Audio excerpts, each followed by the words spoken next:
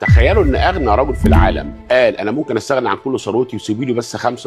اللي قال الكلام ده هو ايلون ماسك، وقال لك انتوا لو سبتوا لي $5 هعمل بيهم برودكت بدولار واصرف $4 على التسويق. الارقام والنسب قد تكون مبالغ فيها، لكن الفكره نفسها صح جدا. الفكره بتقول لك انه اهميه التسويق، يعني التسويق صرف عليه 4 مرات قد المنتج. هنا نطبق ده في اي حاجه في حياتنا، وطبعا البيزنس اهم حاجه ممكن نطبقها، يعني نطبق فيه الحكايه دي. وانت بتعمل بيزنس دور على حاجه فيها يا اما احتياج يا اما مكسب للي هيشتري يا اما حاجه بتوجع اللي هيشتري. جين بين اور نيد، 3 حاجات دول.